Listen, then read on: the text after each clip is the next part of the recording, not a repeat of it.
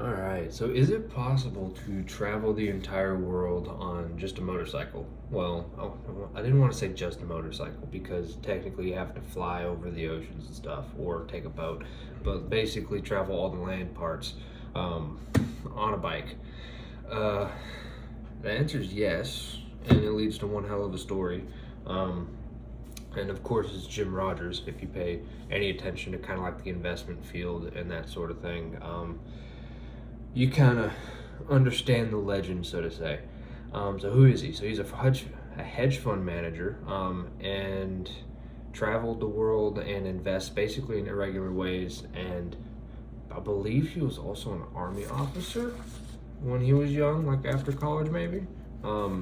Believe I couldn't find that again, but it was somewhere in there. But anyways, he wrote a book about the whole thing, called Investment Biker on the Road with Jim Rodgers. Here's the cover. Um, Definitely a good read. This review I'm doing a little bit differently than the other ones because it is more narrative driven than the stuff that I normally read, which I thoroughly enjoyed. Um, uh, but a connection, sorry, I didn't mean to get that close. But a connection that might help you kind of recognize who he is if you know George Soros. Jim Rogers kind of quote unquote made more money than he knew existed in the world when he was working with him on the quantum fund. So that sort of thing. But so what was this trip all about? So it happened in 1990. Not the It was more than a year long. I think it started in 1990. It was 22 months long and over 65,000 miles on land. He started in Dunquin, Ireland, went through all 6 continents, obviously excluding Antarctica, because that would suck on a bike. Beyond suck, you'd probably die. Hell, he almost died doing what he did anyway. Excuse me. But I'm just going to kind of, since it is more narrative driven, I just kind of wrote a quick few bullets on things that I remember from reading it, right? So it's not going to be as analytical as a lot of the other reviews are. Very well written. It's not too long. Audiobook's pretty good as well. Has maps and stuff in it. That's one of the things on the inside covers. It's maps of his route and that sort of thing. An appendix of the day-to-day, I guess, trip. Like the country, the date he did it, the miles total driven, and then he says local reference. So I guess where he was that night or spent the night or whatever.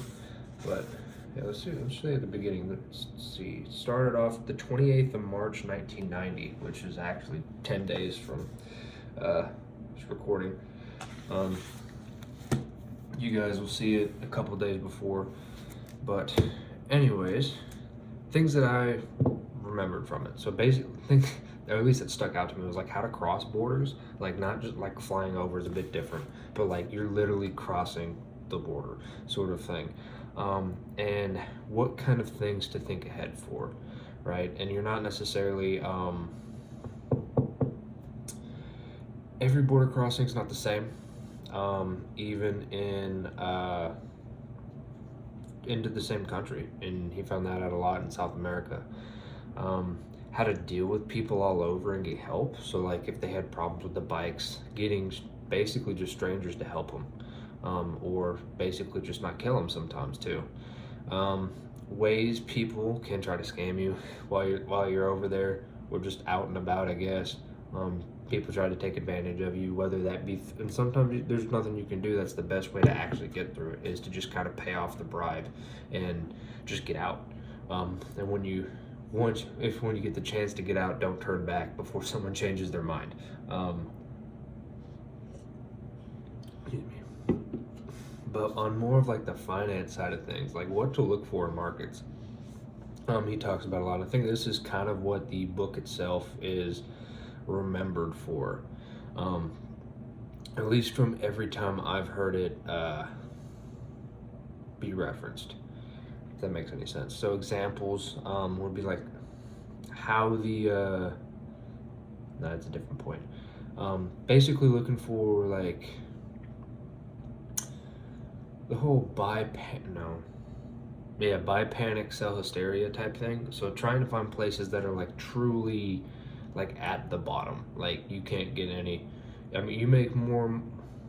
There's a saying for it. I forgot. I heard it years ago. I forgot where I got it exactly. Some podcast.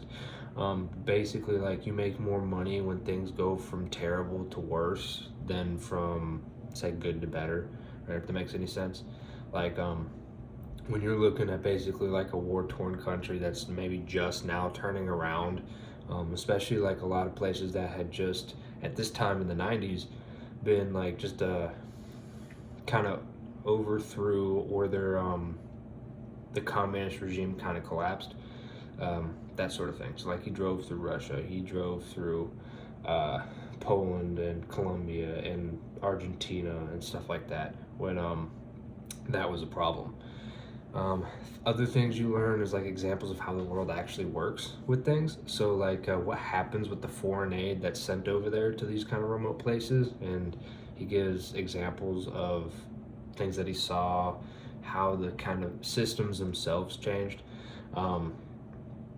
Also like how exchange controls actually affect a country and how it makes them worse off from what he saw with his own eyes.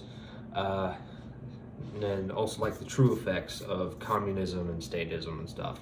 So like how it was great for him with the US dollar going into like Russia and that sort of thing in the 90s. Put that disclaimer in there, especially now. But yeah, just how hard it was to get certain things, or what things were actually pretty easy to get, and how that changes with locale and I guess government system, that sort of thing.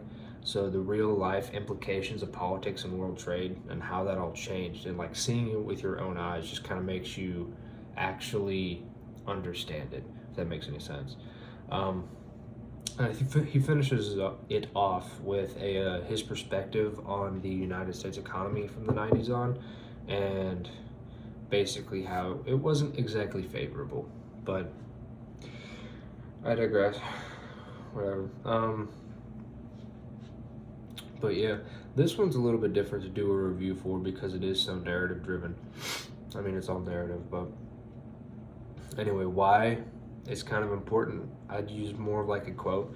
So he says, investment biker not only thrills with its account of the journey of a lifetime, but provides the tips that just might allow you to pay for a trip just like it, right? And so it's perspective. I think people like need to actually be aware of. Like, I mean, you kind of learn the most, more or less, talking to people who like actually experience things, especially like older people, because they experience a lot. At least if they actually do something with their life. In general, I mean, that's where you really kind of actually learn. It's not so much for like books and that sort of thing. That's one thing I've noticed, especially the past few years, is like, yes, I love to read and I read a lot, but reading is more for like awareness. It makes you kind of aware of other things. It doesn't necessarily make you understand things. You can't understand how the world works truly by just reading about it. Like, you actually have to go and do something with it, right? You have to. I mean, it's just a different depth of knowledge, if that makes sense, that you just can't get by sitting at a desk and reading it. Now, the reason why a lot of people don't do it is because a lot of the times there's some scars that come with that. As you can tell, things happen. I have one on my chin from something, but you get, sometimes it sucks, but I think in the end it's actually worth it. Makes you, I guess the best way to put it is, but makes you content when you go to bed at night, if it makes any sense. At least for me. I don't know, you do you. Like I say to a lot of the people I work with / kind of help out, I'm not your dad, but You do you. I'm just giving kind of my perspective in that and talking a little bit about his. I learned a lot from it. I'm going through his other book too, Adventure Capitalist. So I highly recommend them, especially even just the audiobook real quick. Go on a walk or something and listen to it. There's a reason to like actually live. But regardless, I'm gonna leave this one here. Playlist for other ones in our other book reviews will be in the top corner. And yeah, if you guys have any suggestions on other books or stuff like that, maybe I'm missing something or you've read this one before and want to call me an idiot, that's perfectly fine too. But anyways, I'm going to leave this one here and I hope to see you guys on the next one.